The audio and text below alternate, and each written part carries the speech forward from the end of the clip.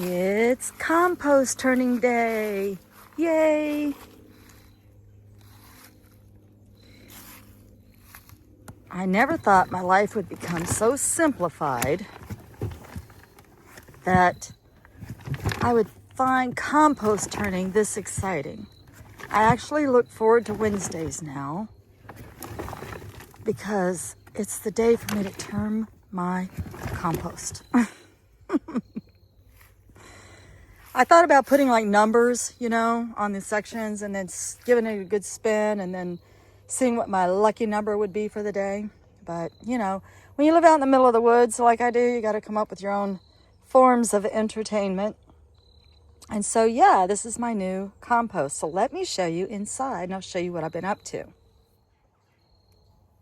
All right, so on this side, we have 7-day-old compost. So I've tried composting in bins before, and I have not been necessarily successful. On the ground, sure, I don't really have to do that much. Just throw stuff in a pile. Every once in a while, go out and turn it, and Mother Nature does the rest. In a bin, I don't know. I don't know about you, but I'm finding it a little more tricky. So I asked my AI assistant, how do I make compost in a bin? It can't be that difficult. So my AI assistant said 2 parts carbon to 1 part nitrogen. So what does that mean? So I'll take you over and show you where I get my carbon. Okay, so over here where we had the big tree cut down, I've got a bunch of leaves laying up against the side of our road here. We have like a little frontage road, and these leaves all lay off to the side. And they've been there a while, and they've been kind of piling up on their own because of wind, right? So they're just kind of piled up. Well, when you have a pile of leaves, if you reach inside of them, you get some nice, partially decaying, crunched up, slightly moist leaves. Not dripping wet, just slightly wet. That's where I've been gathering up my carbon lately for my 2 parts carbon. Let me show you this. So some of you may remember the old refrigerator that we had dragged down here. It's well over 100 years old, and it's got all the company insignia on it and whatnot. We didn't want to just haul it off to the dump. So I had the guys bring the refrigerator down here and turn it this way. And I normally it doesn't have a bunch of screen wire in it. How that got in there. But anyway, it's got bunny poo and the straw. So all I do basically is just throw the contents of my bunny hutch. I throw that in here. And then whenever I want compost, all I do is pull back the straw that's come to the surface, and down in the center is all this nicely composted bunny manure. Well, it got so full that at one point we actually started stacking it down around in here, and it became a big pile. And as you can see now, it's just completely composted. It's super soft, super fluffy, aerated compost. So when I set composting materials outside, I don't have to fool with it. Not hardly at all. Sometimes my husband will come down with the tractor and kind of turn this. And we've recently used a bunch of it, so it's sort of depleted. And then I'll show you inside. Okay, so we're saving everything. Tea bags, we pull the string and the tag off and throw it away, and then we sort of use our thumb and push the tea bag open and let the contents spill out.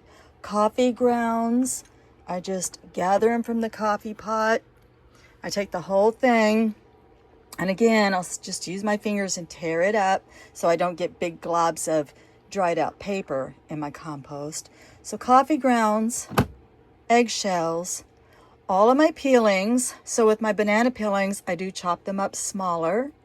Anything that's big and chunky, I do bring it down to probably no bigger than that size. And we just consistently keep everything. Orange peels, apple cores. We eat a lot of fruits and veggies, so we get a lot of peelings from zucchini and from cucumber. And so all of that goes into these little bins. When the bin gets full, it goes out and it lays on a layer of leaves, and it'll take you back to the composter. And so I gather up my leaves in this, and I'll use this, smash the leaves down, but I make sure I use crumpled, partly decaying leaves, not big, full, dried out, crunchy leaves. I make sure I get the kind of leaves that are already kind of on their way out. So you can make like a stack of leaves, leave in there for a little while, and then reach in the center and you get the same thing. So I do this coffee can twice and smash it down pretty good, so that way I know I'm getting 2 parts carbon. And then I just lay it. I just lay the leaves down. And then I'll take the containers that hold all of my nitrogen, aka my kitchen scraps, and I use 1 part kitchen scrap, and I layer it on top of the leaves. Then I don't mess with it. I don't touch it for 7 days. Now, sometimes I might have to make 2 layers because it just depends. Because of our diet, we eat so many things that have peelings, and I drink tea all the time. So naturally, and when my husband's here, we're both making pots of coffee. So naturally, we come up with more. So it kind of fluctuates. So if I have to, I'll make 2 layers, but I don't turn it. I just let it set. And it's supposed to set for 7 to 10 days. Now, I had my Alexa remind me every Wednesday because it's just easier for me that way. So every Wednesday I come out and I get to give the whole kit and caboodle a good spin. And that will help aerate it and mix it and further along my decomposition process. So I wasn't being that scientific with it in the past. I was just kind of throwing stuff together, not really paying attention. I mean, come on. I was getting lazy about it, and I thought I could just treat my bin compost the same as I can my on-the-ground compost, and I cannot. And then my on-the-ground compost isn't scraps of food, it's bunny poo, which doesn't really have to be composted, but it's nice. It's nicer to handle once it's composted. So there's that. So the rest of the compost that I make on the ground is nothing more than straw and bunny poo. And I don't really worry about the ratios. I just clean out their hutches and throw it on a spot on the ground and it composts. This is a little more labor intensive and I guess a little more, I don't know if you call it scientific, but you have to put a little more thought into it.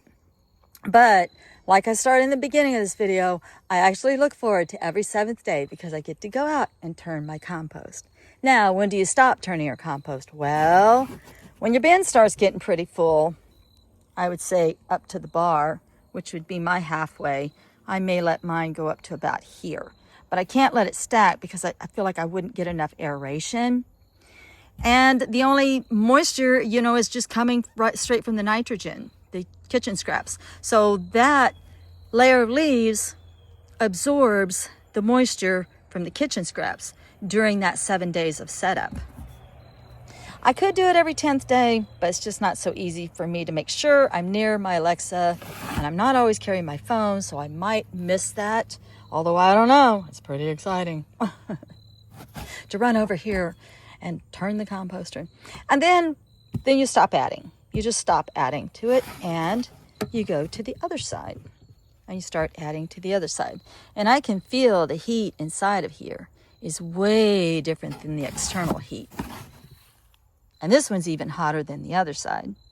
I can feel the temperature differences. That's so cool. I freaking love science.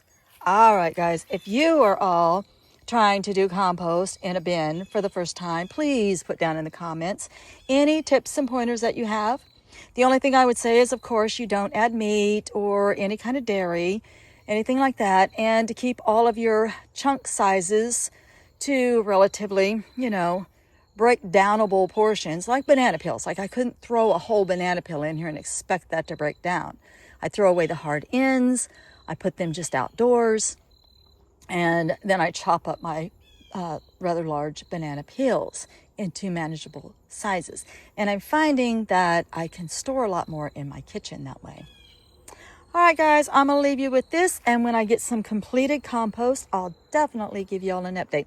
Oh, I do want to mention that in the winter, because I'm in growing zone 6B and I do experience harsh winters, that's going to be new to me too. So it's going to slow down the decomposition process considerably, but will it stop altogether? I don't know. We'll just have to come out here and see. All right, guys, much love and light, and happy composting.